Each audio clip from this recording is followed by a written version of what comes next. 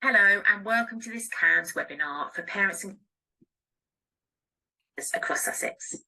My name is Kate Stammers and I'm the Divisional Director of Nursing and Quality for CAMS.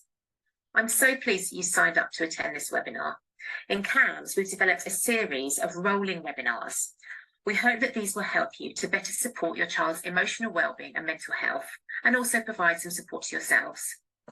As well as this webinar, you can find many pre-recorded webinars for different topics on our CAMS website, and the link to that will be shared with you later on in the webinar. So today's webinar topics have been determined by feedback from parents and carers in an event in May that we had, where we had 2,300 parents and carers attend a number of different online events which covered a range of mental health topics. Like those, this webinar will also be pre-recorded and put on our website, so you can watch it again if you want to. There will be a reason why you've signed up for this webinar. We are aware that more young people than ever are struggling with their mental and emotional health. And of course, this is going to impact you as parents and carers. So with this in mind, please do look after yourself through this webinar. You may find some of the content difficult and it may bring up feelings for you around worries for your child. Please do take time out if you need to and be reassured that you can watch the webinar again at a later date. It is a difficult world to live in right now for our children and young people. We've had COVID, there's the social media pressures, the education system can be perceived as quite relentless by some, and we're all living in a time of austerity, which affects us as adults, but also our children and young people. Your child doesn't need to have been referred to CAMS for you to be attending this webinar. You can still benefit from listening to our experienced clinicians who may provide you with some helpful information that could support you and your child. We have seen a big referral in referrals to services, including CAMS. For those of you that do have children that have been referred to CAMS, we know that waiting lists have increased, particularly those of you that are waiting on our neurodevelopment pathway. That's why we're looking at new ways that we can support you and your child across our services, with these webinars being one of them. We are really keen for your feedback and advice about how we can improve our services. If you're interested in helping us with this, you'll hear more from Melissa, who's our participation lead, at a later date.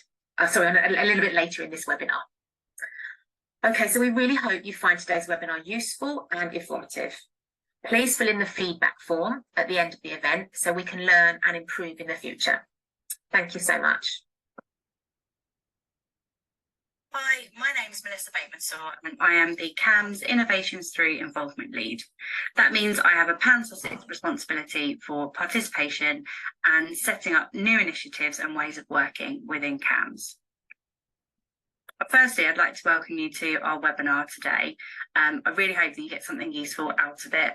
And I'm going to just be going through a little bit around how you can get involved with CAMS participation if you'd like to.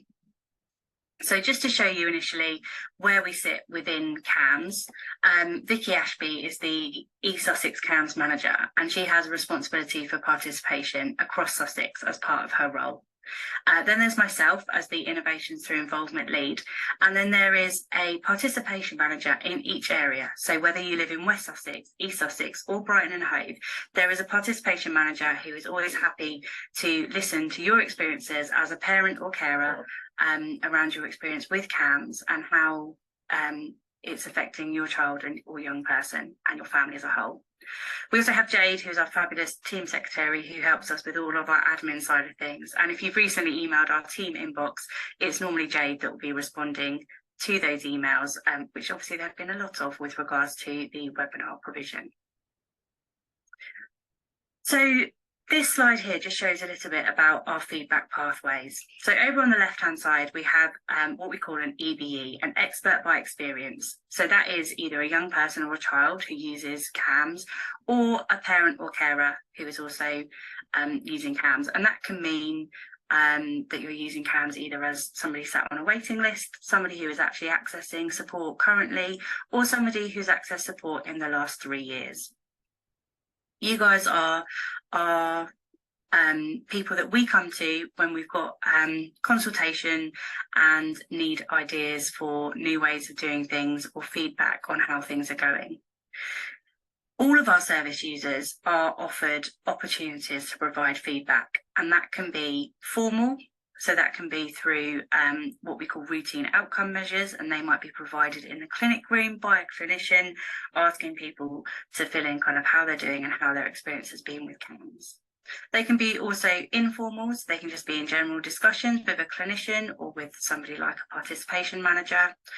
And quite often they're also opportunistic. So those discussions that you might happen to have with one of our reception staff or somebody else that you might bump into around the building about how things are going for CAMS, for you at CAMS, or what you think about the buildings or any other feedback like that.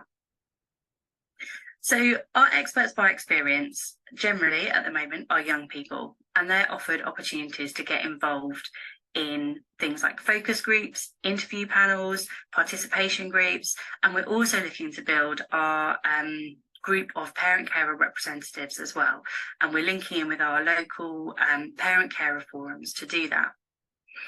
In the middle of all of this is our participation managers. So as I mentioned before, there's one in each area, and they are there embedding a culture of listening and collaboration across the CAMS service. So listening to young people, to children, to families, to parents and carers, and making sure that all of that information is fed back through the opportunities in the bottom right hand corner here. So our local leadership and senior leadership team meetings, which take place on a monthly basis. We also feed back to our professional lead meetings and our clinical academic group. We also have our experience committee, which is a trust-wide meeting that is attended by our participation managers. And we also have local guardians, so people from within each CAMS team who are responsible for participation and sharing opportunities, linking in with our participation managers and sharing those things across their local areas and their particular teams. So what is participation in Sussex CAMS? So for us, it's about creating opportunities for you to speak and work with members of staff at CAMS to improve mental health services for all young people in Sussex. It's about recognising your unique expertise as young people experiencing mental health challenges who know what it's like to access this kind of support. And it's also about recognising that unique experience as a parent or carer who is supporting a young person experiencing mental health challenges. Services only improve when they listen to the people who use them. So if you've had any support from CAMS in the past 3 years, we would love to hear from you. So as I said earlier, we are in the early stages of improving our offer to parents and carers and getting you guys more involved in how you can improve our CAMS service. So firstly, you may or may not be aware, but we held 5 webinars in May of 2023, and the data from that feedback has been used to inform our webinar topics moving forwards. So all of the topics that we're covering from October 2023 to July 2024 have been taken from the feedback that was provided after those webinars. They were topics that parents and carers who responded to our survey request highlighted as ones that they wanted covered. Secondly, we're starting to set up parent-carer participation opportunities in each area. And you can email the team if you'd like to know more about what is happening where you are. We will provide the email addresses for the CAMS participation team later on in the chat. And finally, we want to hear from you about how to make the service better. So even if you're not interested in getting involved more regularly in a participation opportunity, but you would like to speak with somebody to let them know what your CAMS experience has been like, or what details you think could have been improved, even if they're very small, we would like to hear from you about how to do that. As I said, we'll provide the CAMS email address in the chat, the participation email address in the chat, and you'll be able to get in contact with us to let us know if you'd like to be involved at all. Thank you very much for your time today, and I hope you really enjoy the webinar. Okay, thank you so much, Sophie. Welcome, everybody, this morning. My name is Dr. Nick White. I'm a clinical psychologist. I work for Sussex CAMS. My main area of work is with children and young people in the Brighton area, but I have the privilege of working across the county as well.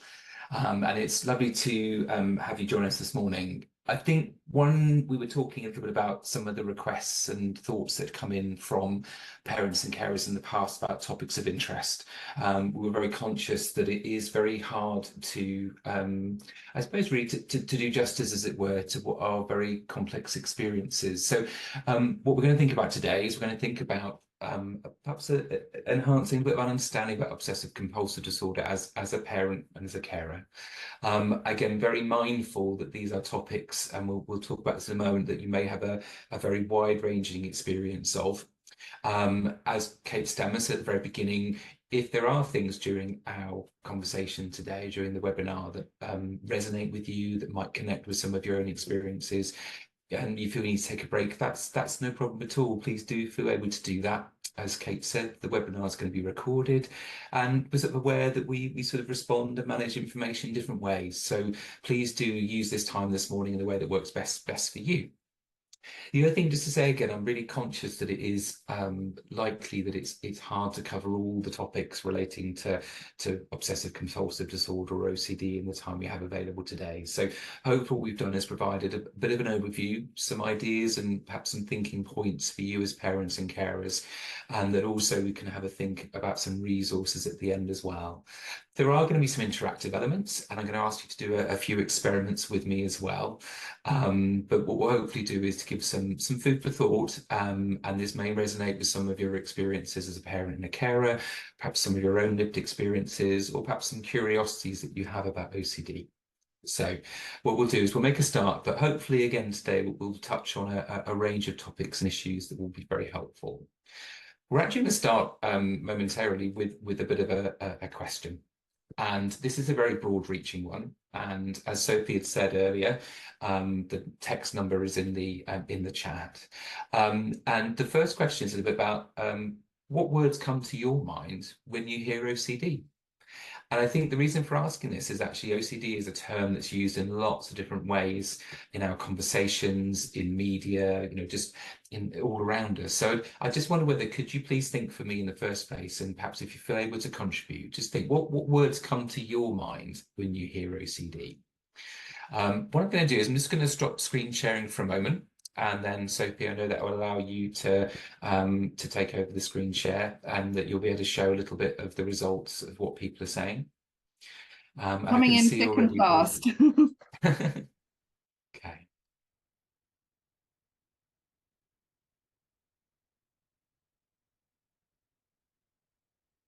So just noticing already a really powerful mix of thinking about the emotions, the frustration, the sadness, thinking about the sort of habits, the way that OCD can be quite controlling. I noticed that one of the members of the webinars put daughter, and perhaps that's resonated to your experiences that you'd had with a particular family member. People's been sort of son as well. Noticing a little bit about support being query there. Uncontrollable, repetitive fear. So again, some really sort of powerful thoughts and emotions there. I suppose one of the things just noticing, and my colleague Ellen's on the webinar as well, and Sophie, is I was just noticing, guys, that again it's that sense of where OCD feels very controlling, and we'll touch a bit later on at the idea about how it might feel controlling, both about children and young people, but controlling of family life as well. Just a few more moments if people have got other thoughts that come to mind, other words that spring up. Doubt is in there as well, and it's really incredibly powerful. We think about what it might feel like for us as adults as well, and we've got a doubt in our mind and how that affects us. Sorry, Nick, just to add in, there's some words coming through the chat as well. It says repetitive, ritual, again, repetitive behaviours, compulsion to do things, control, tormenting thoughts, traumatizing, upsetting, exhausting, stuck. Mhm. So there's a lot Thank you, more. Sophie. So it's incredibly powerful. So what we'll do is we'll stop there, but I'm just going to, we'll take a bit of a screen grab of that as well, if we could do, Sophie, because I think there's some incredibly powerful thoughts, people in there. The other things that sprang out just that came in a bit late as well is a really powerful word there, grief. And talking about the sort of the impact, but also I'm just really struck by the whole range of things, just putting that question to us as an audience. So I'm just going to go back to the screen again and we'll move on. So what I should have just said is just in terms of our structure today is that we will have a break about halfway through. So that would be quite important for people just to have in mind, because I think concentrating on screens can be quite difficult for an extended period of time sometimes. So one of the things that when we talk to children and young people and families that often comes up first and foremost, and I thought maybe we would just use a few first moments of our webinar today to think about some of the ways in which OCD as an idea threads its way through our conversations. And I thought what I would share with you is just a sort of an idea really about where some of the myths are around OCD. And these may be things that you've encountered.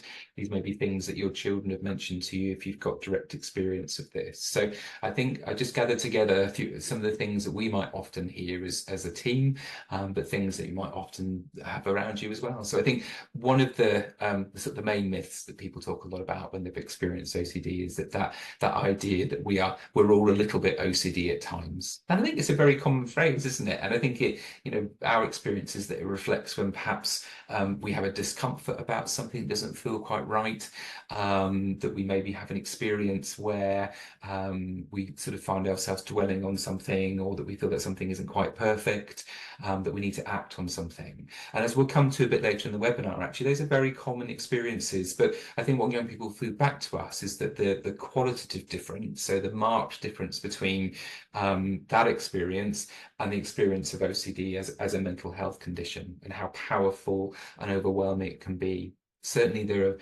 some really thought-provoking first-person accounts from children that have been gathered together, as we'll come back later with the OCD UK organisation, OCD Action. We're saying, it really frustrates me when people say that we all have a little bit of OCD at times. That's one of the myths that young people will often pick up on thus.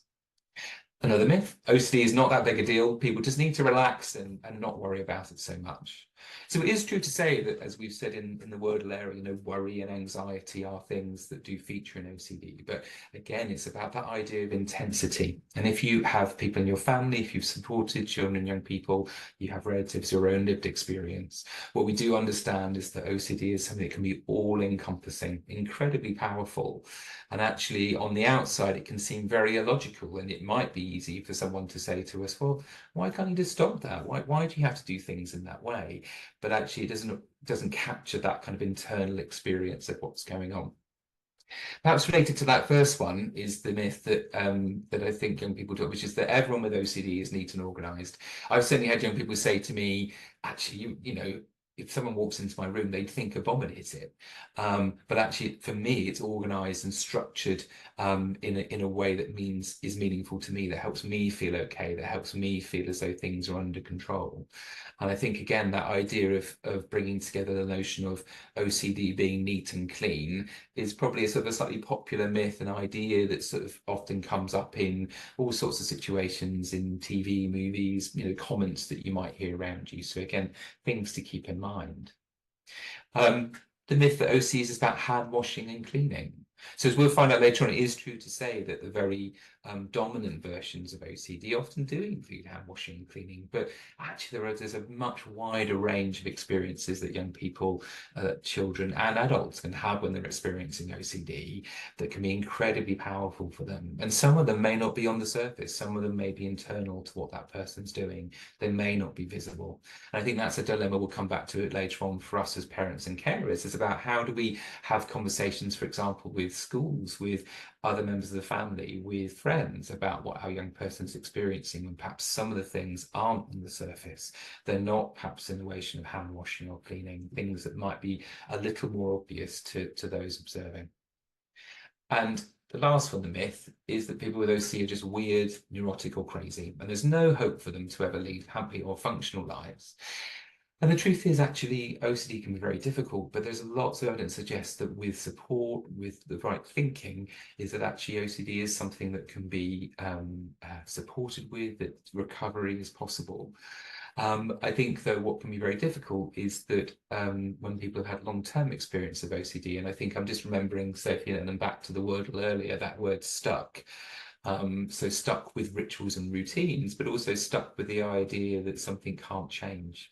You know, this is going to be something that's going to be with me forever. So I think the first sort of discussions that we have with children and people is about a sense of hopefulness, and that yes, it may be that it takes some time to help them to get where they want to, but actually the starting point is small changes and looking at ways in which we can start to make small steps in terms of helping with OCD. Okay.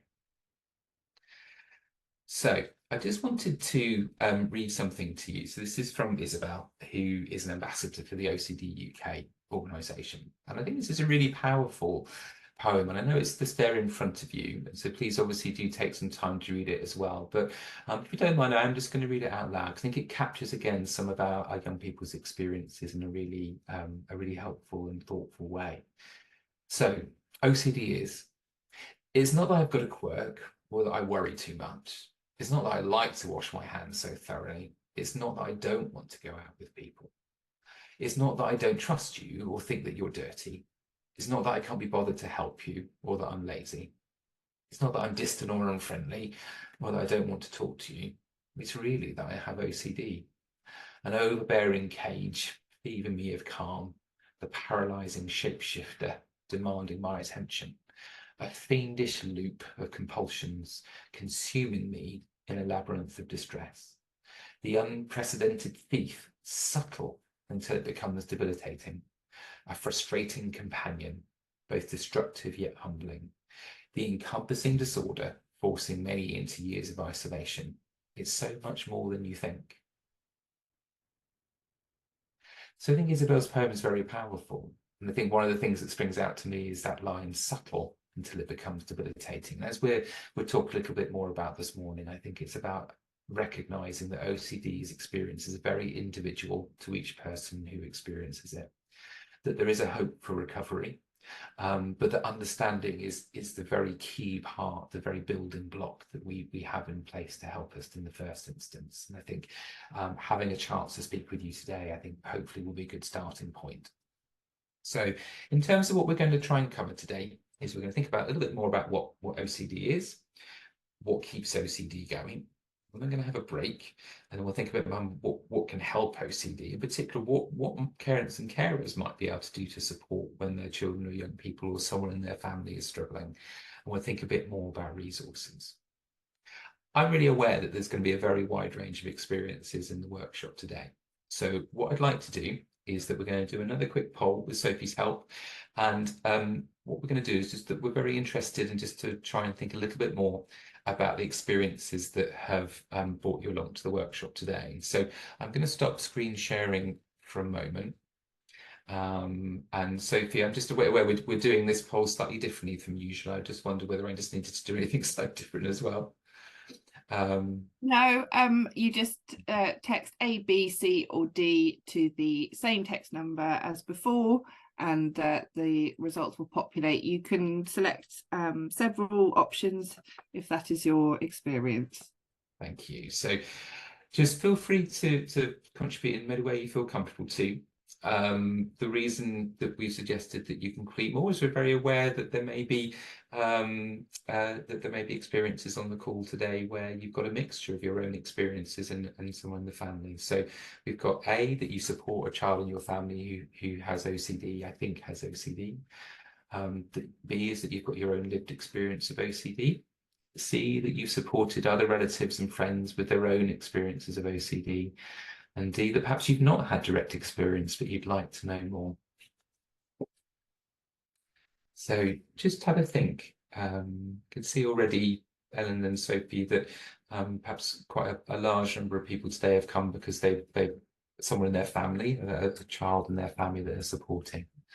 I'm also a bit mindful that perhaps that there's also a number of people that have brought their own experience of OCD to the webinar today.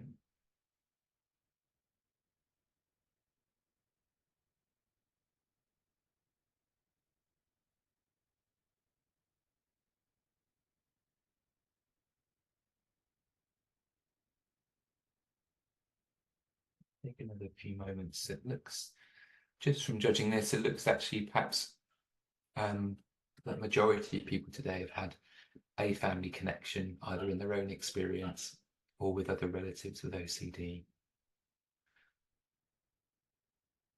Just leave another moment for people to respond who's not had a chance to yet. I think there are a few in the chat again, Nick, just because it seems that it will only accept one response. Oh no, I'll have to look into that. But there's several A's, a few D's coming in there. Okay. And just I think the majority in the chat is A and another, so B, C, or D. Okay. That's fantastic. Thank you so much, everybody. I'm sorry we had a bit of a technical glitch there.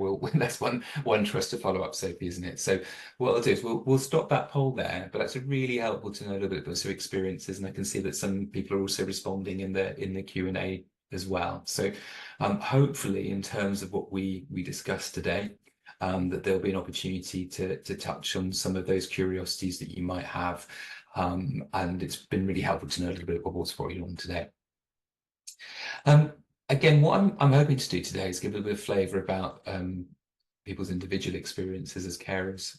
And what I wanted to touch on was just a really powerful quote I came across. There was a study that was published last year by Chessel and colleagues, and they're based in the University of Reading, and they met with a group of parents and carers who were supporting young people with OCD. And there was this particular quote that sprang out at me, and this might be that it connects a lot with sort of your experiences. So I'll just read it out. So it's like if somebody had a swimming pool full of sharks and somebody said, put your foot in it. No one in their right mind would do it, but that's what OCD does to you. It tells you stories which are, we all know they're not true, but for that person, they are true. And that's the thing which is the hardest thought to understand. So again, I think it's that interesting idea, which we'll come back to in a moment, and you may have found with your supporting your own children, is about where we're in situations where our child, our young person may say to us that I know this thought, I know there's no sharks in that swimming pool, but my brain is telling me there is. And so it's that wrestling between that part, perhaps where the young person is recognizing there's that thought of, well, this isn't going to happen, but if there is a chance, or my brain and my reactions are telling me there is a chance, then I'm not going to take that risk. I'm going to try and do some things to try and manage that, to make that go away. So I think, again, a really powerful quote there. So we're going to start a little bit to begin with about just some broader definitions. So the first idea is about, what are obsessions? So we're thinking about OCD. So the question is, what are obsessions? So obsessions are persistent and uncontrollable thoughts, which can be images, impulses, worries, doubts. And some young people talk to us about sort of intrusive urges as well, intrusive feelings. It's really interesting, just when preparing for this, the webinar today, is that to find that actually the word, and Sophie and Ellen will laugh at me because I'm not very good at pronouncing these things sometimes, but the word obsession actually comes from Latin.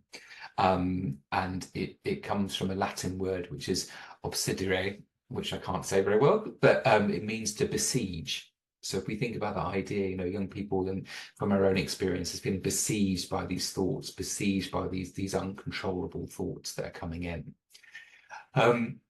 The doubts and impulsive and worries often have some particular threads that come through them.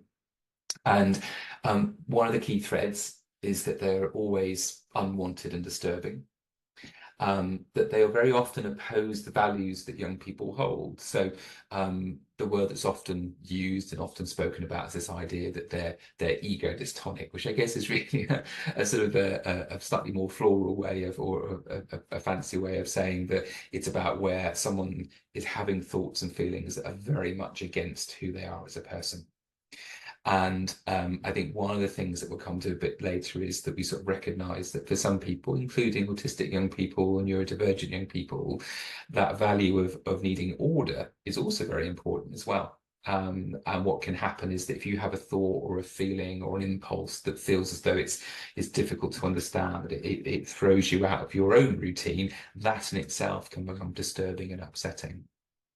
I think one of the things that perhaps might be helpful to keep in mind as we move on is, again, that everyone's different. And I particularly like this resource from a website called OCD Doodles. And it's this, you know, as you can see on the screens, that the same question lies at the core of both creativity and OCD. It's the what if question. What if this happens? What if I don't do things the right way? What if things don't feel just right? So that what if question can be extremely powerful. As you may have had experience of within your own families and in supporting your own children, is that there are a sort of a whole range of different types of sort of themes that come through around intrusive thoughts, but they can generally fall into broad categories. And the sort of thing that tends to come through is that there can be checking or doubt, contamination, as we said earlier. You know, one of the myths of OCD is that everything is about cleaning your hands, everything is about washing. But, you know, the fact is that contamination is often a very prominent way in which OCD can present. Symmetry and ordering, hoarding. So again, these thoughts, these feelings, these needs that can come through. One of the ways I've seen this referred to is that people can respond in different ways, but it's almost those moments where young people are confronted with the idea, well, avoid if you can, escape if you can't. So avoid a situation that's going to trigger that. If you can't, you find a way to escape from the feeling, to escape from what's happening. So one of the things that's very interesting is also when we're talking about contamination, again, this may be your lived experience, is that there's become an increasing understanding about the effect of both physical contamination and mental contamination. So physical contamination is where we've come into contact with something, that those thoughts, those feelings, you know, have become contaminated, have only come into contact. But there's increasing evidence to suggest that actually what can also happen is that we can find ourselves stuck in what's called mental contamination. And this may be an experience you've had yourself. And I suppose I've got a little way of illustrating that. So I've got in a little pot here of honey. And this is often one of the ways of helping young people understand about how we respond to contact and how we respond to sort of difficult feelings, is to look at little experiments that can help us to simulate that. So generally speaking, honey, I think for those who might be interested, this is a clear honey rather than set honey. So what I'm going to do is I'm going to put my fingers in this honey. So I've got it here, and I'm going to use my left hand because I need my right hand to run the slideshow. But what I'm interested in is, when you notice me doing this, I'm going to tell you how I feel with honey in my fingers, but just think a little bit about what your own reactions are. So I've got the honey here. I'm going to let it just to go over my hands. I'm going to hold my hands up to the screen. Hopefully you can see that I've got honey on my fingers.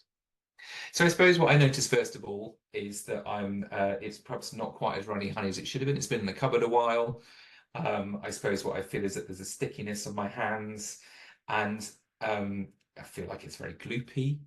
And what you may find, and what I'm noticing, is that, well, okay, I feel okay about this. I feel, you know, I feel honey doesn't feel dangerous. But just imagine, for example, if it was a substance where your thought was that having this in your hands felt unclean, that felt contaminated, then actually I would, you know, feel my anxiety rising.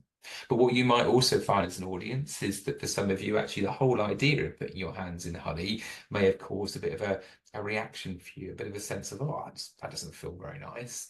And again, just imagine that within a context of OCD, it's how supercharged those feelings can become.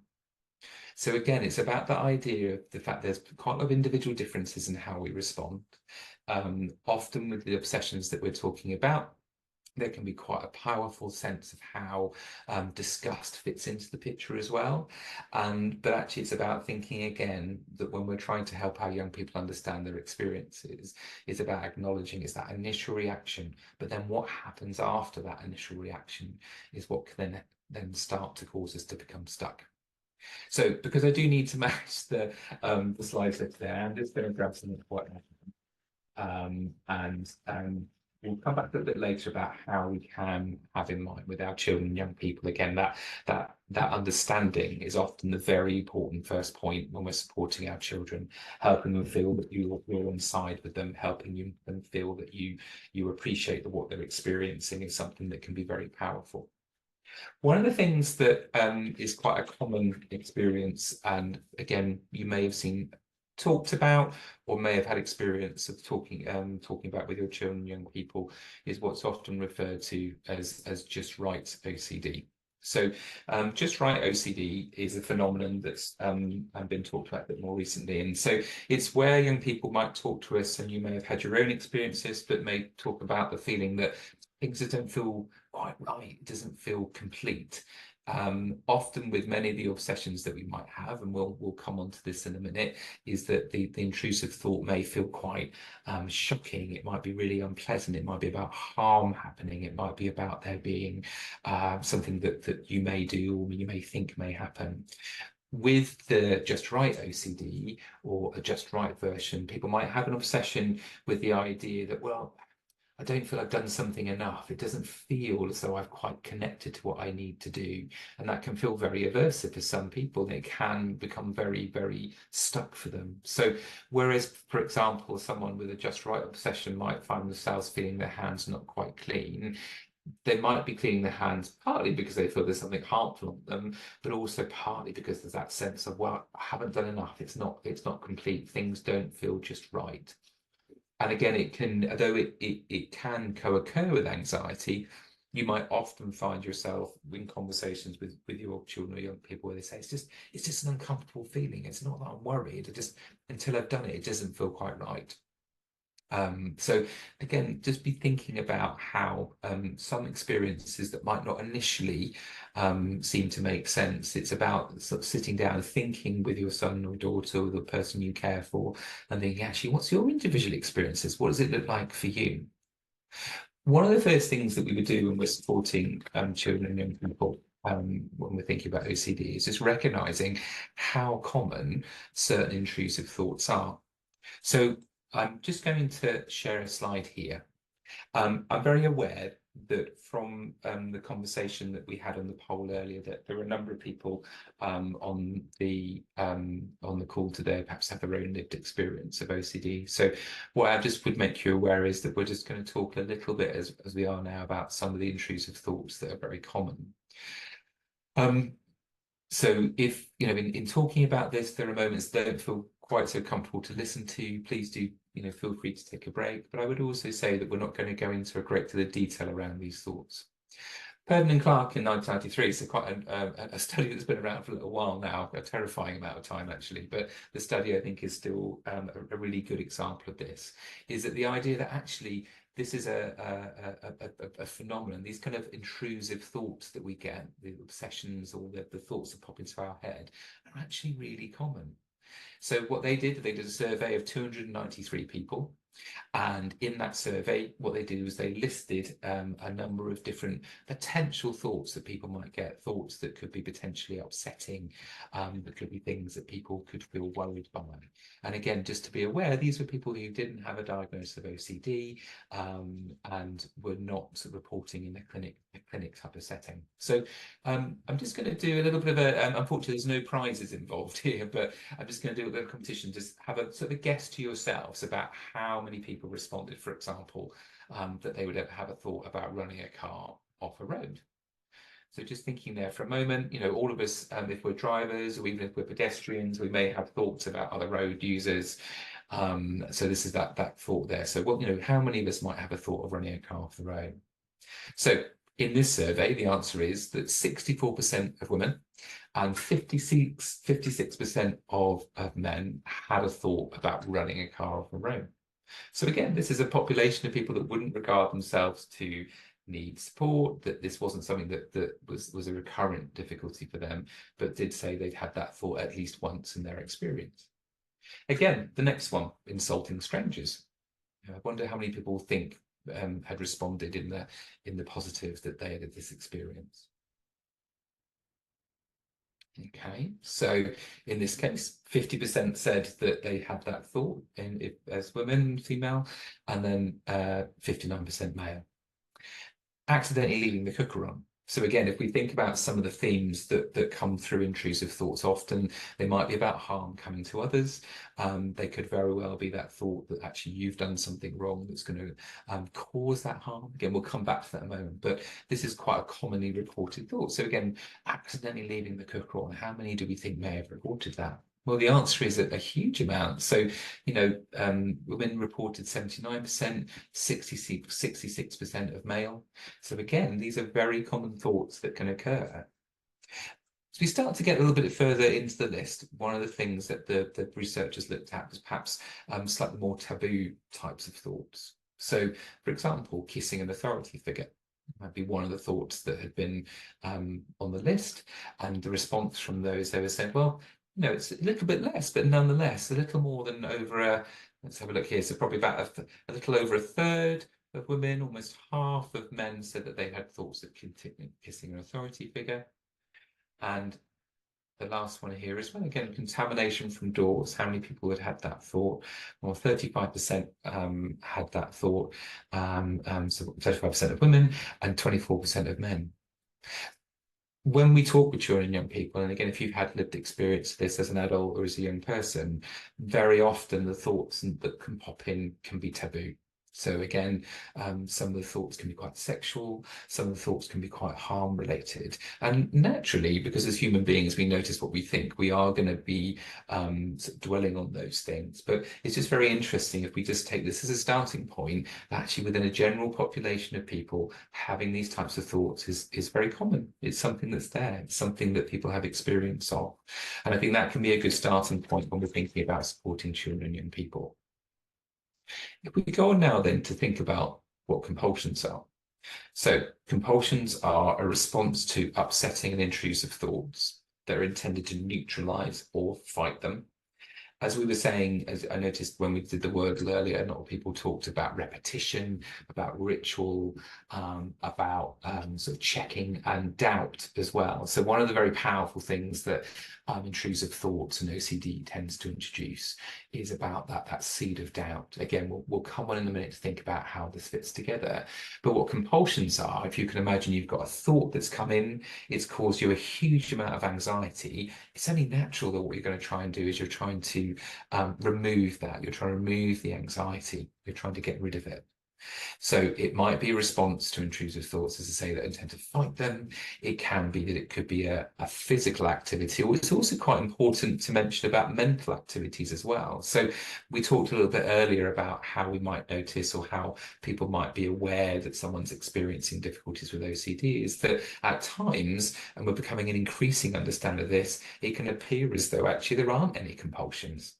But it's actually when you're thoughtfully understanding that young person's world that you discover that there's covert compulsions going on, repetitious behaviours that are going on inside that can't be seen.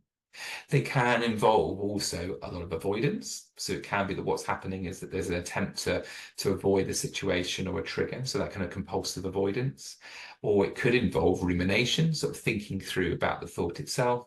It can be something that can be very common as well. I know that some of the comments that come before the webinar today, this may well have been your experience with children and young people in your families. Before we move on, I'm going to just try another little bit of an experiment. So again, if we understand the position of a young person in our family, and we think about what's happened as a thought come in, our first instinct, if we have something that's not a nice thought, is probably to try and get rid of it, to try and sort of think it away. So I'm going to introduce something very important now. So I'm going to introduce you to someone that's part of my family, and this is Milo. So Milo is my cat. He is by parts a very majestic cat, although almost entirely lacking in common sense. And the reason I brought Milo in is I love Milo, but I'm going to try my best. I'm going to ask you as an audience to try your best as well. In the next 30 seconds, you cannot think about Milo. You absolutely cannot. I don't want you to think about Milo. You can't think about him. So I'm just going to say, so here's Milo. I'm going to take Milo away, but absolutely, you can't think about Milo for the next 30 seconds.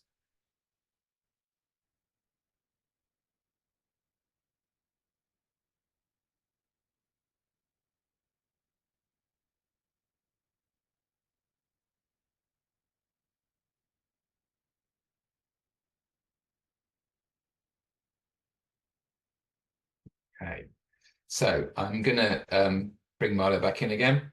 And the reason for this is that a number of you might have been able to forget Milo. I couldn't because he's my cat. But a number of you may also have found that by deliberately trying not to think about something, the actual response is that you found yourself thinking about it more. And that can be very powerful. So if you imagine, if your instinct is to try and wipe a thought out, what you might accidentally be doing is making that thought happen more often. Another really helpful metaphor that can sometimes be really useful with younger children is the idea of having a beach ball in a swimming pool. If you can imagine, if you've ever done this, you're holding a ball underwater, you're trying to really push it down, and eventually you'll get tired and you'll let go and that ball will pop up again. Again, that's how thoughts work. Our brain can sometimes introduce all sorts of random information. It's when we start to attend to it and when we start to see it as being a risk, a danger, that we want to push it away. So I'm going to say goodbye to Milo for now, and thank you for allowing him to come to the meeting today. But again, it's just interesting, isn't it, that even as those on the call today, how we're reacting to thoughts and thinking about how that might then also be the experience of our children and young people. So in terms of what compulsions are most common, so the National Institute of Clinical Excellence has a set of guidelines, which will come at it from 2005. And what's really interesting is actually they haven't really been updated since that time. The sort of the support and treatment for OCD has been pretty consistent across that time period. And as you can see here, it gives us some idea about what the most consistent sort of responses might be for children and young people and adults as well. So as you'll see, perhaps the most common way in which compulsions can emerge is through checking. So 28% of, or the most common, so in terms of the studies that were conducted, is that checking was the most dominant type of compulsion. Cleaning, washing, repeating of acts. So again, in your families or in your own experience, you may have had situations where a young person, for example, may find themselves coming downstairs, and then what happens is that an intrusive thought means they have to reset, replay what they're doing, and then start all over again and come down the stairs again. And it may keep happening. Or it may be, I've had young people who've talked about what it can be like in terms of just entering a room. The other sorts of things that can be very common are mental compulsion. So it might be special words or prayers repeated in a set manner. So it's very interesting to consider, isn't it, about actually where culturally different experiences could also influence what builds into our compulsions. So if there's a particular faith that you have, it may become that you repeat certain words that are connected to that faith. It may be certain phrases. It may be that what happens is that you need certain words repeated to you, again, which we'll come on back to it later. Ordering, symmetry or exactness are another side of things that can be very common.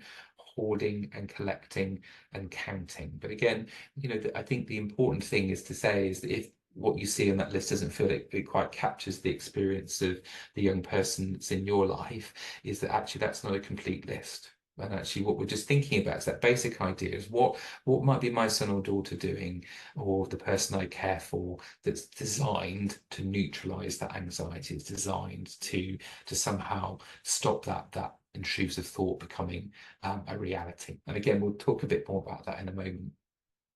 One of the things that has been a sort of discussion over the past couple of years or so is this phenomenon which is called pure O. And pure O may be something that you have spoken about. It may be something you've come across, that you've had experience of. And the original thinking around this is that it was a form of OCD where the person experiences or appears to experience only obsessions. So it appears to be that they're not engaging in any compulsive behaviours. One of the things that has come forward, though, in time with research is that it may be more likely to be a form of OCD where the obsessive thoughts are happening, and then what's happening is that the responses, the compulsions, are arising because they are more internal or perhaps more subtle So it could be, for example, that if you have an intrusive thought, what you're engaging in is rumination. You're doing sort of mental checking of, did I do that? You know, again, OCD is very clever at putting doubt in the mind, and what it can do is it can be replaying events. Did I do that? And I've certainly met people, for example, who find that they create mental patterns to help neutralize the thought. And it could just be, I've had someone who had very complicated geometric shapes that they included in their mind to help them to manage the anxiety that was being created. It could also include, of course, significant reassurance seeking. And one of the things that's been quite common with more sort of mental contamination experiences, for example, is that need to confess, that desire to say, oh, I need to tell someone about this. So it's not for a moment to say that there might not be times where obsessions appear to be very singular, and that they're just, you know, appears to be just the thought itself, but very often there might be subtle experiences of compulsions that are more internal to that young person, and that's where having those conversations of, well, what's this experience like for you, are really important for us as CAMHS clinicians, but also, as I imagine you might have found yourself as parents and carers. In terms of how many children experience OCD, one of the things that's very interesting is that it's very non-discriminating. So what I mean to say is that it can affect people of all ages, and it doesn't appear to be particularly related to class, religion, or gender. It's thought about 1 to 2% of the population have OCD. So, for example, it might mean that about 130,000 children, you know, if we think about that sort of bigger picture in the UK, would have OCD. But I think another way of thinking about it is that if we had 100 children of a similar age in a room, it could be that between 1 and 2 children could be experiencing some OCD type phenomenon. Geller in 2021 suggested that there are 2 fairly common ages that OCD is most likely to emerge. So they talked about there being an early onset between ages 9 to 10 and an adult onset between ages 22 to 24. One of the things that's really important to say, though, is that's not cast in stone. You know, on the call today, there may be people who have had younger children in their family who've had these experiences. So this is just, again, it's just some sense of patterns, but it's very important to reflect that actually every family's experience is different. One of the things that's also really important to consider is that actually in human beings, rituals and routines are very important to many of us. If you think about your average day, there'll be things that are patterns for you. So what we're trying to do when we're thinking about OCD is we're trying to think about where those patterns and routines are incredibly interfering for that young person and distressing for that young person. So I think, again, what we would do as professionals, but also you would do as family and friends, is that you'd be thinking about, well, okay, what's the meaning of this for the young person? So again, you know, there's lots of different behaviours that children engage in, but it's where it becomes interfering and distressing that's when we need to think about the support that we provide. One of the other questions that's often asked is thinking about the experience of OCD and whether, if there's as a parent or carer, you've had your own experiences, and it's about whether that automatically connects to then someone in your family having OCD. So the answer is it's not as clear cut as that. And so whilst there is a slightly higher risk, twofold risk, so double the risk of having OCD if someone else in your life has had those experiences, it's not seen to be that there's what would we call it, a one-to-one relationship. So it's not automatically the case. And it could be important to consider actually how there might be protective factors involved as well. So thinking about how do we appropriately help children and young people in our life understand what's going on for us, particularly where there might be misunderstandings, for example. You know, there might be a child that thinks, oh, is it my fault that mummy or daddy or that, you know, my someone really important to me is having a difficult day today. I shouldn't have left my shoes in the way. So again, and maybe thinking a little bit about how we communicate about OCD within a family could also include where we've had our own experiences and how children and young people understand that in their lives as well. Before we move on, I'd like just to use a little bit of a video just again to help us get a real sense about what some other people's experiences have been. So I'm just going to, for a moment, we'll stop the screen share in this way. And I'm just going to bring up a video. And it's a very short video, and it's produced by an international organisation based in the US, and it's a really lovely. It's actually the trailer for the documentary, which is called Unstuck, an OCD kids movie.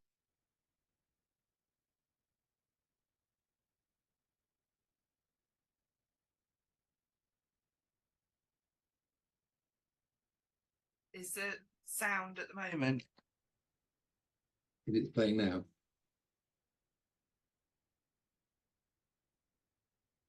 I would go to bed. Yeah. I would have to fix my curtains, not just once or twice, but like 10 times, a lot of times, more than that. So it would take me about an hour to go to bed.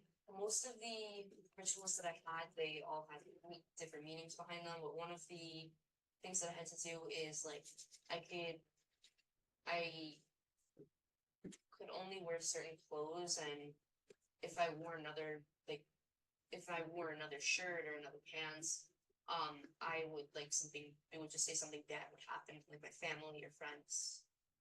I had a lot of contamination fears. I didn't like to touch door handles, shake hands with other people.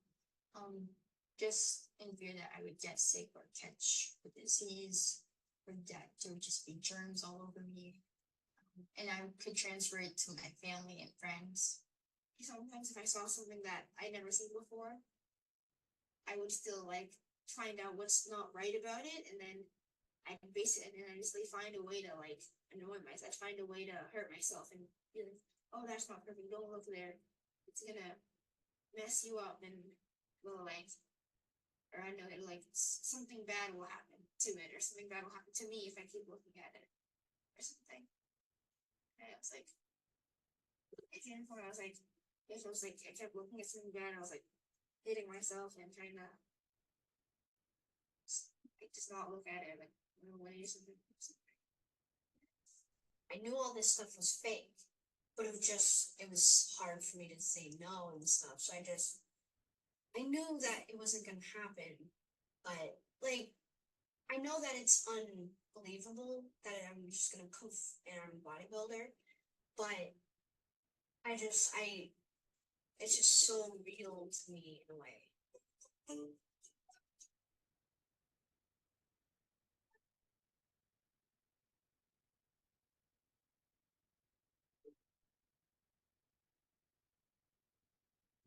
Okay.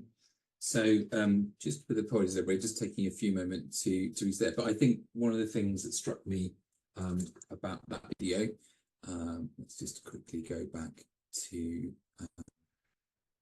correct mic. So if you can just double check that you and Ellen can hear me okay again. Yes, can hear you fine. Brilliant, thank you. So I think one of the clips I liked the most in that video was the one that Holden had talked about. So Holden there at the very end had talked about sort of the idea of, I knew it was fake. I knew this wouldn't suddenly happen, but it seemed so real. And I think that's a really powerful sort of connection that he's made as a young person. So again, a sort of a really interesting, just a quick sort of insight, and some of those things may have resonated with you as parents and carers. It may be that some of those who on the call today have not had experience. Again, it might just connected with some conversations that you've had.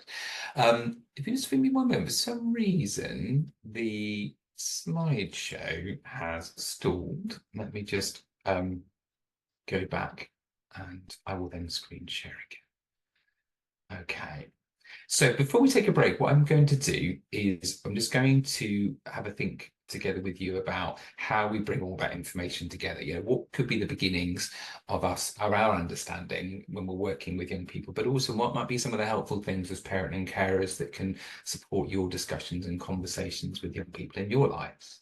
So I've mentioned a little bit earlier on today about a resource called OCD Doodles. And I really like this website. It's a not-for-profit website, but one of the things that I think is brilliant about it is it has some really lovely ways of conveying information about OCD. So I wanted just to highlight several bits. It's quite a little bit of a busy diagram, but hopefully in terms of how it conveys the information, it can bring together some of the things we've just talked about. So we've talked a bit about obsessions there in the middle of the screen. We've talked a bit about compulsions. And I think some of the things then we might think about is that we've talked already about the fact that intrusive thoughts and obsessions can be of a number of different forms. They could be sensations, ideas, images, impulses, urges.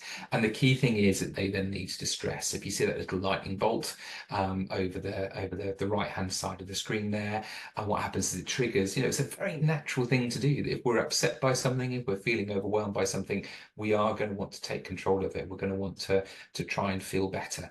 And what then happens is that we engage in a compulsion. It could be avoidance, it could be reassurance thinking, it could be a hand washing, it could be a mental ritual.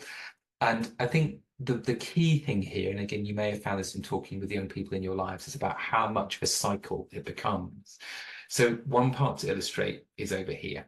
It's the relief that people feel. So again, if you think about if you've ever had experiences about where you're anxious about something. So for example, one of the things that my family laugh at me about is that perennially I lose my car keys, and I probably should try and find a way of fixing a tag to them that I can track them on a phone, but I'm not very clever with technology, as I've shown you this morning. But actually there's imagine that situation. I can't find them. Oh my goodness, that's it, I've lost them. I'm never going to drive the car again. No one's ever going to drive again. So you get into that catastrophizing, and then that feeling that I find them, and as my family say to me very often, they're exactly where they should be, and in fairness they have a point. That relief is very powerful. So again, if you've had a thought that's come into your head that's overwhelming, and you do something to stop that, so you search, you seek reassurance, you engage it, that relief is going to be very tangible. It's going to give you something, sort of really a strong response of, oh, thank goodness, that feels okay. And that, oh, thank goodness, kind of feeling can become a very powerful cycle. So if you imagine what happens in OCD is that cycle and those intrusive thoughts. So it's something where something so horrible has come into your head, and that you see it as being so powerful, something you've got to stop, that you have to find a way of intervening, that you get that relief. I've done something, it's going to be okay. So what that does, it means that next time you get that thought, you'll do the same thing, and then do the same thing, and do more of the same thing. One of the things, though, that we try and help with children and young people to think about is this other box I'm going to put up here. So it's the meaning that we attach to something.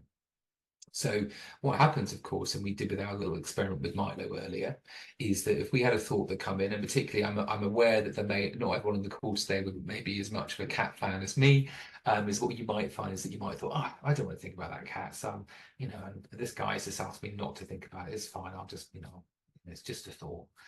But for some people, if a thought comes in, it's the meaning that we attach to it. What does that thought mean about what's going to happen, about us? And again, as parents and carers, if we start to understand what patterns that our children might be finding, this can again be a way of kind of bringing us alongside them. So some of the things that can be very common are it's as we're saying, at least it's the meaning about the thought that gives it its power. One of the phenomena that's very common for our children is magical thinking. So what magical thinking would be is that magical thinking is that phenomenon where we make connections between hopes and feelings and real world events. And it's a very natural part of human development. One of the things that I find quite interesting is that, particularly in sort of the language that we use, is that it's also very common as adults as well.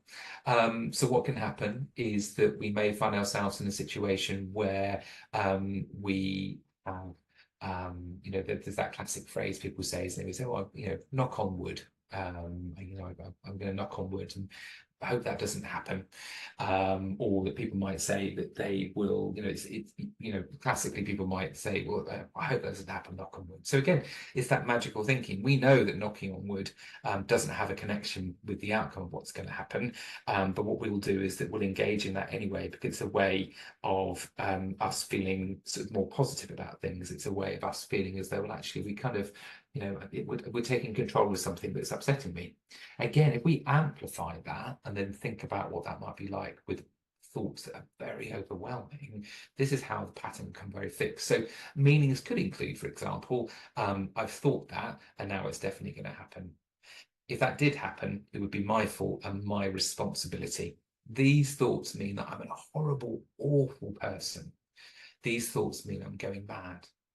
And I suppose then when we're thinking about supporting children and young people, what we now need to consider is how can we get back to that point of thoughts just being thoughts again? But again, if you can imagine, if you had a thought that pops into your head and you think it's going to happen, you're going to act on it. Or if you think about something that's going to be your fault, and if there's any possibility, so young people might say to Ellen and Sophie and I, well, actually, I know 99% sure that's not going to happen. If you think about Holden in that video, I know it's such a, so strange that I would think that I'd become a bodybuilder, but if there's even a smallest chance that something could happen that could cause harm to me, that could change what I want to be, I can't take that risk. One of the things to consider before we move on is the individual experiences of OCD, and some of the questions that are coming before the webinar today were about the connection between autism and OCD. Before we take a break, I just wanted to quickly mention this, and by mentioning it quickly, it's in no way to suggest it's a small aspect of things, but just about keeping in mind the experiences, particularly for autistic young people. So there is a high increased likelihood of experiencing OCD for autistic young people. And it's notable actually that in general, neurodivergent children, young people, and adults can have different experience of OCD. So, for example, children with ADHD can report an earlier onset of OCD. What I think a lot of people might say is that they may notice and see that there are some similarities between autism and OCD, including at times very compulsive-like behaviours, perhaps restricted and repetitive routines and interests, difficulties with change. One of the things, though, is that actually, most importantly, the two can co-occur, but it's important sometimes to make distinction between the two. So the way often the distinction is made is that obsessions and compulsions for young people with OCD are distressing and unwanted. And not always, but often the repetitive behaviours that an autistic young person may engage in, such as intense interest or patterns, can be more frequently positive or purposeful to them. So not that quite same level of distress. I think the really important thing to recognise, though, that there is underdiagnosis of OCD in children and autistic children and young people. So I think it's incredibly important to sensitively explore the meaning of a young person's experiences, thinking about how to best help them convey in language and communicate in a way that's meaningful to them about their individual experiences. Because, of course, everyone's different how they express distress, but the key thing is that to not ignore the fact that the two can occur together, but the two are also not the same thing. Okay. Welcome back, everybody. I was just thinking to myself as I came onto the back onto the call, and one of the threads that often runs through our conversations with children and young people is thinking about how there are certain things, again, as human beings, that are very normal reactions, and how that can often interact, though, with our experiences, our preferences. So I was just noticing, for example, and Sophie and Ellen may laugh at me, is that there was an element to which I was thinking, gosh, I really wish I'd finished at 11:10 so that I could start it again at 11:20. But it's interesting, isn't it, how culturally there are messages that we absorb around, well, actually, meetings take place at this time, or they take place at this time. And again, how some of those messages, again, if they're given that power, if they're connected to that connected to that meaning for someone, about how powerful they can become. And that's why perhaps as parents and carers, again, you will have had your own individual experiences for your children and young people about what OCD might mean to them, or what, because actually it's very personalized depending on your own experiences. We're going to talk a little bit now about what can be helpful, and I'm going to give you a bit of an overview of some of the approaches that might be used. So I'm really conscious that, for example, for some young people, particularly when thinking about neurodivergent young people, it's an important thread in our work about adapting sort of resources and adapting therapeutic approaches. But some of the core principles, I hope, will be helpful in our thinking. So again, the NICE guidelines, so National Institute for Clinical Excellence, suggests that for children and young people with OCD, with mild impairment, guided self-help may be considered in conjunction with support and information for family and carers. So I realise that's a very corporate sounding sentence. So what that though means in practice, I think, is about thinking about, you know, the very foundations of helping children and young people with OCD. And there's some resources we'll come to a little bit later, very much around that education, understanding what is happening to me. Children and young people with OCD with moderate to severe functional impairment, and those with OCD with mild functional impairment for whom guided self-help has been effective should be offered cognitive behaviour therapy, or CBT, including ERP. So the NHS and therapeutic services love an acronym, so we will come in a minute and talk a bit more what that might mean. But actually what we'll be thinking about is the extent to which, again, we're adapting.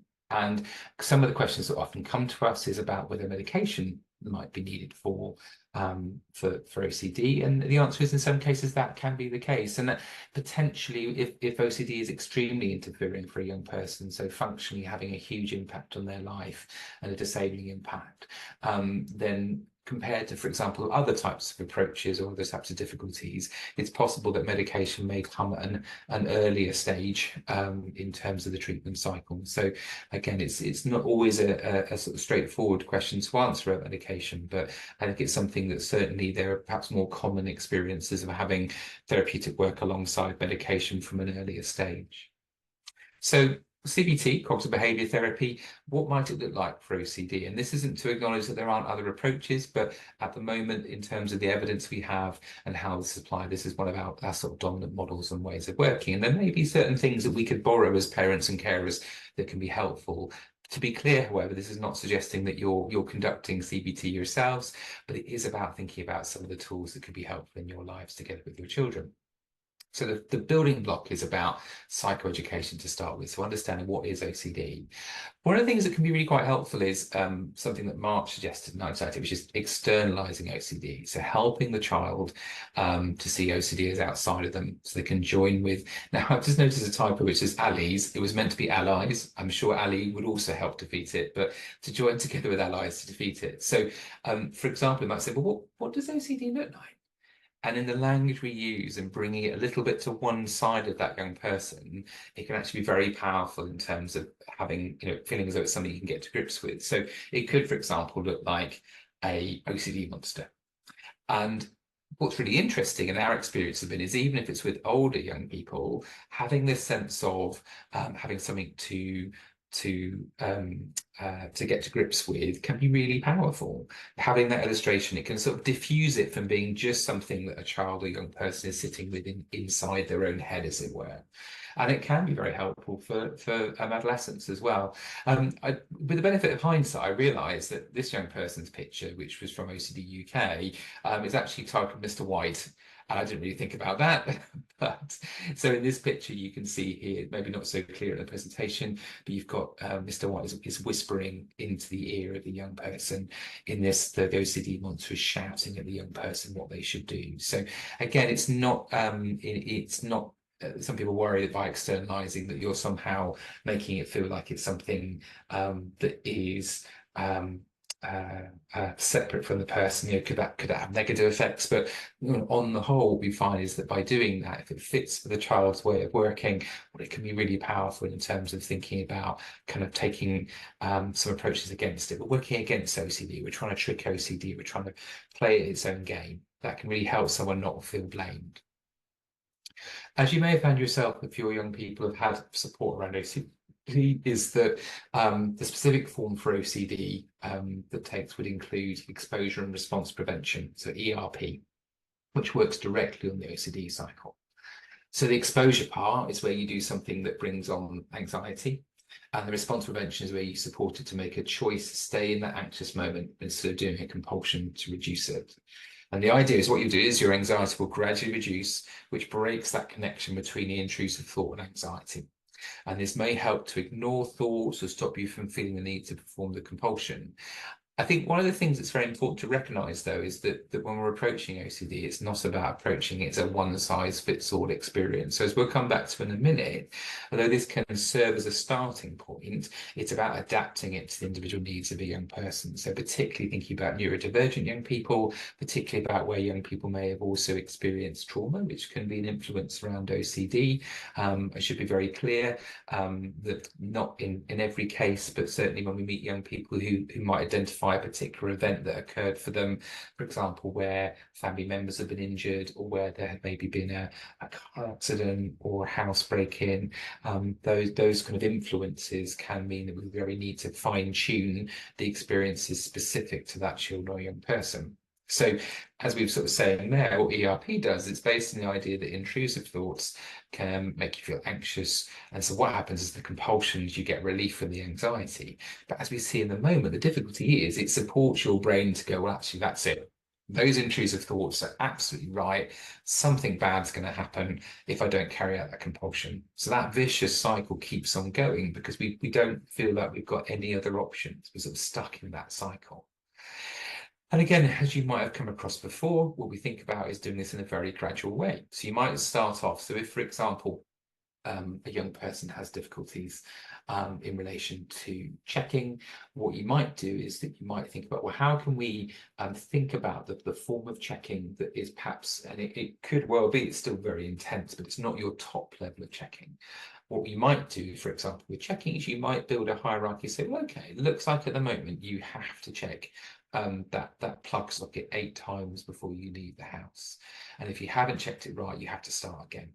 So why don't we start with, let's think about whether we could maybe, because I'm sure you may have had conversations, or young people might say, I just want to stop this. I want to stop right now. I'm just going to stop.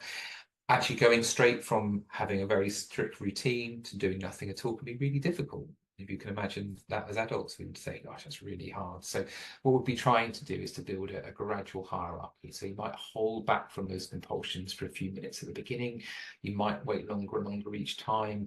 You might reduce the number of times the checking takes place over a consistent period. So you're setting yourself the task of trying something a bit different.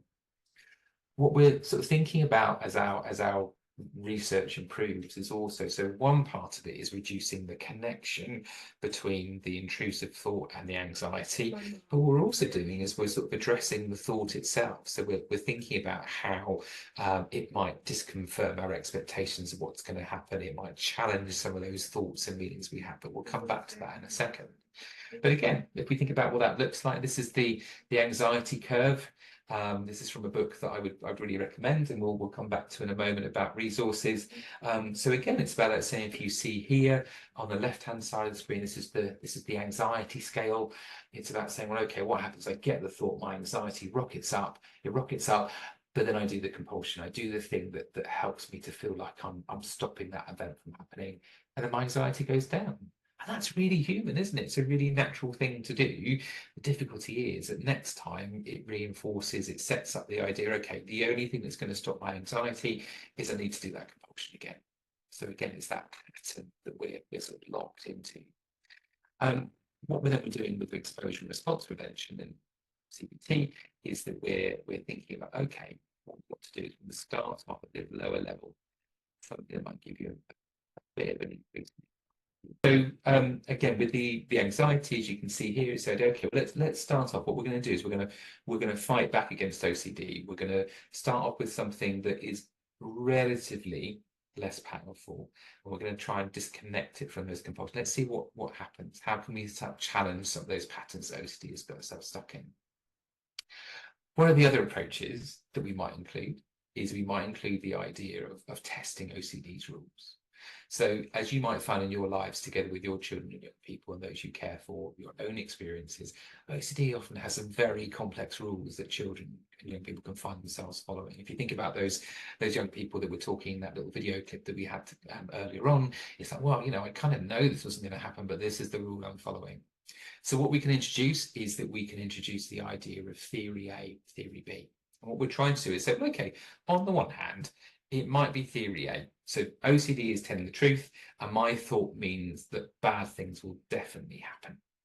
Or it might be, well, maybe there's some evidence to the contrary. Maybe what we're trying to think about is theory B.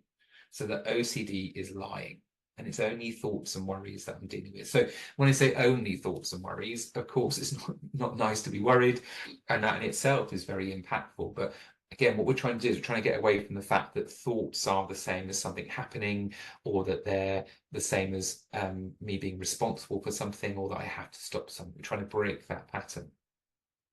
One of the things that can be quite helpful to be able to engage in is again testing OCD's rules. So you might find that there are times where you can have a sort of a part of your regular exposure task. So if you're trying to spot something, it might be helpful to spot where there are exceptions to the rule. So it's like, well, that's interesting. Did we manage to break OCD's rule today without meaning to? And so just picking up on those small moments, and I think it's not the same as saying, oh, it's okay, OCD's gone away, which I think, obviously we'd really want to be able to say to our children, but just moments where you go, well, hang on a second, OCD says that you have to do exactly what it says, but actually you did that differently. What does that tell us?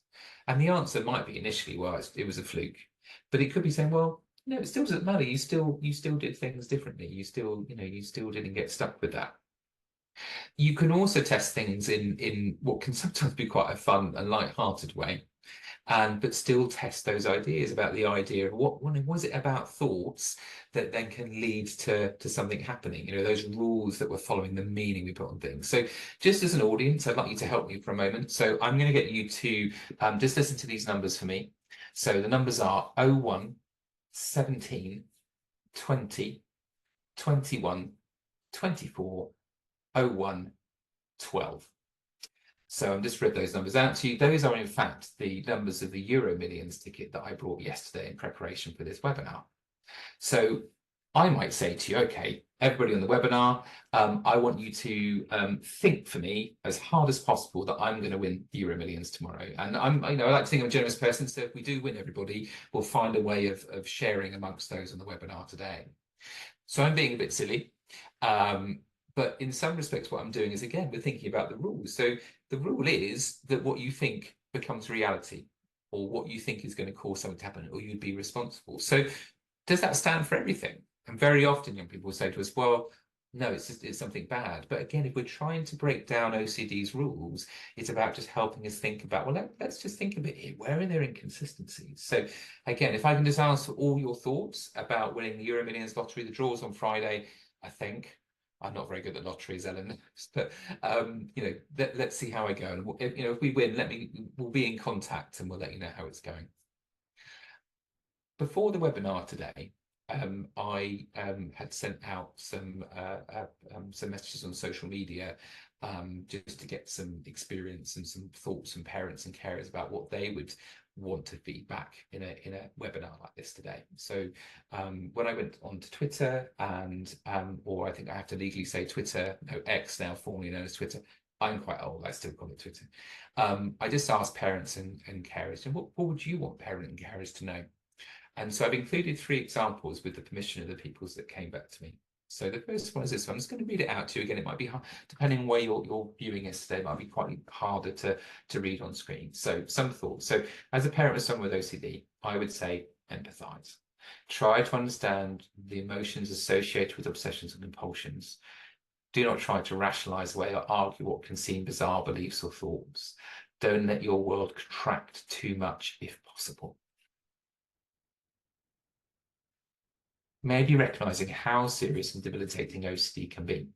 The reassurance to your child or young person that they are not their OCD thoughts and compulsions, that there absolutely is hope and recovery from OCD, but that OCD is absurdly hard to talk about having.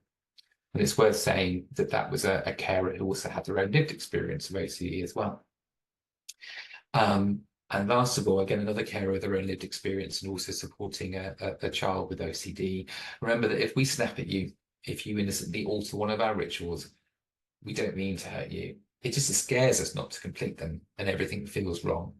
We only do what we do to contain our panic, and we know it's irrational, but we can't stop. So again, just reading that through, there may be some examples that have just come to your mind from your own experiences of a similar situation, but just picking through those themes, the idea, the things you probably do already, kind of empathizing, trying to understand things from a child's point of view. And at times, again, that idea that what can seem like bizarre beliefs, these are, as Hogan was saying, keep going back to him because he was last in the video, was saying, actually, I know this is a strange thought to have. I know it's fake, but there's another part of me that is treating it as real. So I think what can feel really tempting is that sometimes, we would do it if someone came to us and said, I've got this horrible thought, and you might say, well, that's illogical, that's going to happen. But that person may say, but I know, but I feel it's going to happen. My brain's making me feel that. So actually reasoning with the thought itself can sometimes be trickier than trying to understand what are the rules that you might be following here. So what might we think about further as parents and carers that could be helpful for our young people and those that we're supporting? So as we said earlier, every child is different, but some signs could include where there might be large blocks of time that your child or teenager is spending alone, so in the bathroom, getting dressed, doing homework. One of the things that might just be helpful to reflect on, and you may have experienced yourself, is that we meet quite a few children and young people where their OCD is incredibly powerful, but is also in blocks. So certainly one of the phenomena that we try and think about with young people and families, but also particularly with schools, is where there may be elements of masking that take place. And I think for those on the call who perhaps have a young person in their lives who has autism or is neurodivergent, actually, notions of masking are becoming increasingly spoken about. So that idea that actually young people can be incredibly resourceful at hiding things, at keeping things below the surface because they don't want to appear different from their friends. They don't want to cause problems at school. So one of the things that you may find, and we've certainly found with young people we work with, is that young people can hold things together in school, partly because very often the people that they are worried about harming is family. And so what might happen is that they're almost the threshold that they cross when they come into the family home or come into the home of their, the people that they love and are close to them, is the signal they need to do the routine. So again, you may well on the call have had situations where, really thoughtful school staff have said, well, we're not sure we've seen this at school. And a couple of things may be happening. Is it could be that actually that child under the surface is engaging in a lot of sort of impactful routines that are hidden, as I said earlier, those more mental routines. It could be that for that child, they're very aware of contamination, for example, but actually for them, the important thing is not taking that contamination into the home environment. It could also be, as we'll say a bit later on then, about helping sort of try and get the bigger picture in place when we're talking with those outside of the family home.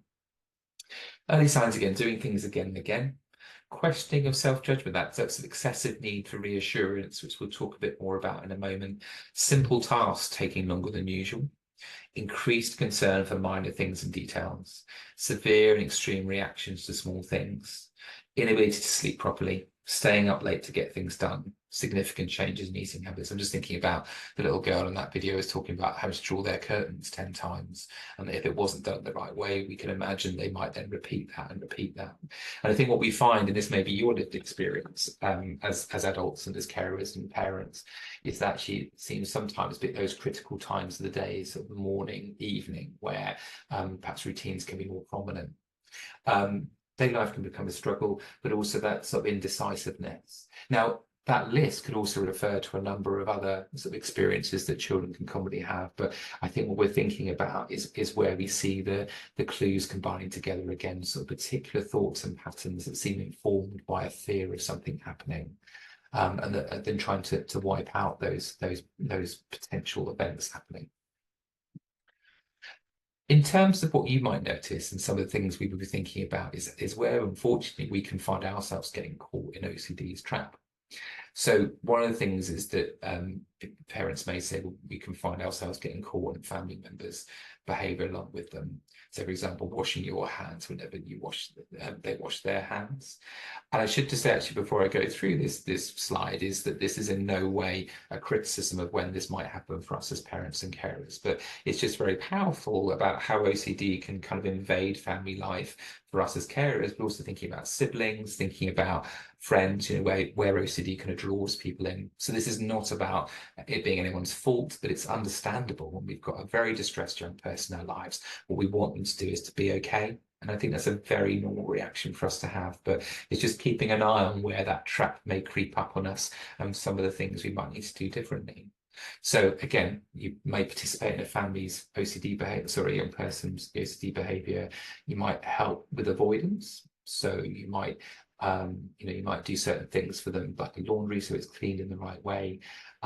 You do things for sort of a family member that lets them do OCD, or I say lets them or supports those OCD behaviours. And again, it's very hard if you've got a young person saying, I have to wash my hands in this way. You are going to find yourself getting caught in a trap of buying, hand soap. People may find that there's significant amounts of hand soap that people can get through. So all you want to do, understandably, as a parent and carer, is to support that young person. But it's again where we can start to take little steps back from OCD where it's dominating these situations.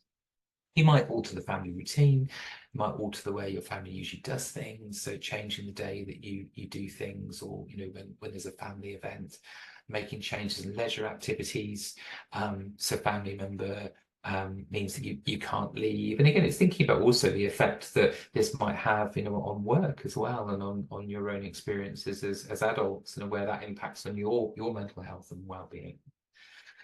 One of the key questions that often comes up is about reassurance seeking. And reassurance seeking is very powerful. And again, if you imagine it as parents and carers, if our child is saying to us that can you tell me that it's going to be okay?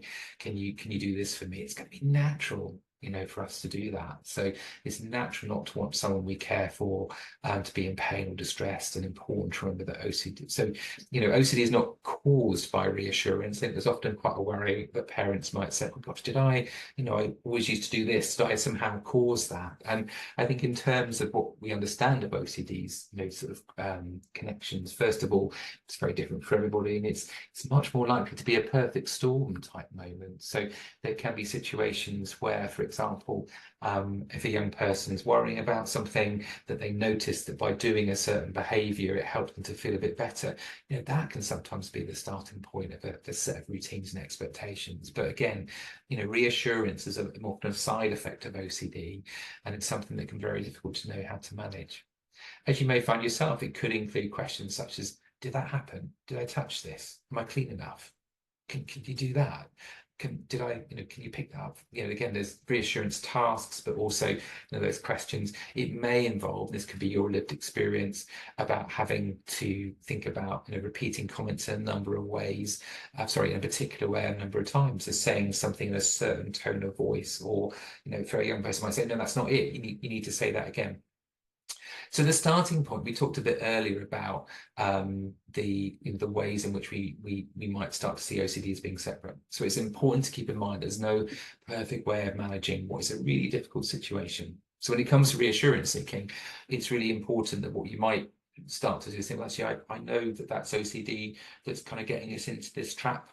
As I said earlier, that sounds like the OCD monster, or that sounds like Mr. White that's sort of doing things and getting us to do things. So one of the first steps can be like, I hear you, I think that's OCD thinking, and ask me this. I don't want to give OCD what it wants, because I'm on your side. So again, as we'll come back to in a minute, and some of the resources is that reassurance seeking, it's first of all acknowledging that it's not something, it's something that's connected to the OCD. It's also about the fact it's very hard sometimes to go directly from, if you're being asked to say things a number of times, we went back to that theory A, theory B earlier, didn't we? It's about saying, well, okay, so OCD is going to want you to do the rules in a certain way. How about we start to take some territory back from OCD? So you get me to say that, 8 times usually. So I reckon, to start with, let's try and move it to being 6 times, and let's see what happens. Let's see about whether OCD is going to predict for us that's going to be impossible to do. It might be hard, but maybe together we can, together I reckon we can do this. So again, it's about that gradual step back. It's about noticing where children have completely unintentionally sort of pulled, and OCD has pulled them into a world of needing that constant reassurance. It's also quite hard, if you think about it, it's natural, isn't it, for young people to say to us, oh, I got this right. But it's again about noticing what's the function of that reassurance seeking. Is it about stopping an event from happening? Is it about stopping discomfort? So one of the things we might need to think about doing is, if our child is distressed and uncomfortable, first of all, it's about how we respond, but it's also having a plan B in the back pocket as well. What can help to stretch the length of time before that reassurance is needed? What can help distract us in the first instance? So people often ask about distraction. It's a bit like first aid. What it can do is it can be the starting point, and might help us notice, oh, that's really interesting. We managed to hold off OCD for much longer than usual by concentrating on that Lego. And what does that tell us about OCD's rules? What does it tell us about what we need to do? one of the important things is about taking care, and that goes for us as parents and carers and for the young person. So one of the things that it can be difficult, and this may be in your experience as an audience, is that OCD can be a condition that can vary greatly from day to day. So some days can really feel like they're going back to square one. So what we'd always encourage people to do is, and these may be things you do already, it's really important to notice and feel proud of the good days, even if it's, in a bigger picture, that it feels small. So it might be if you've got a scale, and I think one of the sort of tools that we would always do, and I'd encourage you to do, is to get your young person into a habit of kind of rating where they're at. So if 10 out of 10 is, I've totally got OCD under control today, I feel really good. You might have a day where someone, it feels like it's a 5 out of 10 today rather than a 3 out of 10. So it's not exactly where you want to be, but wow, you did really well. And it's also about encouraging, and it can be hard when we've got lots of pressures on ourselves to see that the worst days are a slip. They can be. It's about saying, okay, do you know what? It sounds like it's been a really hard day today. That's not something that you're doing wrong. Let's reset again. Let's try again tomorrow. Some of the final thoughts I have is about the importance of, you don't have to be perfect. So try and be as thoughtful and gentle about yourselves as much as you are thoughtful about the child that you're looking after. It can be really difficult to understand, what's going on for a young person where there are, where OCD is contributing to it, and where it's actually thinking about their response as a young person. I work with a number of families with a young person. It's like, yeah, that wasn't OCD, that was just me being an annoyed teenager. So actually trying to think about how communication works, and absolutely having adjustments in place, but also maybe thinking, well, how can we still have rules about behavior, chores, and other activities? Because that's important for us as a family. That's important for us to keep our routine and our structure. Considering how to support understanding of siblings, extended family and friends is really important, as you might have done yourselves already. So thinking a little bit and saying, well, okay, what I might need to do is that maybe we'll talk to that one friend of yours that you always mention is really thoughtful, understanding. What could we say to them? What do you think would be most helpful? I think that may also be sort of extended members of family as well. And as we'll come back to in a minute, there's some resources that could be really important to point them in the direction of. And I think one of the things that people can always be fearful of is about the sense of, oh, if I tell them I do these things, they're going to think I'm weird or strange. And I think one of the starting points is just to help your young person see that actually a lot of people have this experience. They just might not talk about it. Discussions with school can also be very challenging at times, not because of any lack of thoughtfulness on behalf of the school, but because perhaps they may see a very different side of your young person to you. And I think having those conversations might be about trying to give a flavour of what happens at home, trying to give us a sense of actually the indirect ways that could affect school life. So thinking about sleep, thinking about just general energy levels that could be affected. If you've got a young person who's really stuck in certain routines that mean they get up very early in the morning, for example, it's about what adjustments could be made. But I think also it's very powerful for young people that when you're stuck with OCD, feeling like you're still achieving, feeling like you're still connecting to what's important to you can be as important to recovery as anything else. So again, in terms of resources, we'll come back in a minute to some key things that might be helpful. But I think, it's about that idea of trust. I think it's very likely that young people will go, I'm going to talk to people at school about it. They'll think I'm strange. So it's about having an agreement of what might we say and who are we going to say it to, and what might we want to ask from them that's going to help you feel as though that, you've got other people as allies against OCD. Unfortunately, we're coming a bit close to the end of our webinar today, but just in summary, some of the key ideas might be then, sort of thinking about how do we normalise intrusive thoughts while also acknowledging the level of distress they can cause.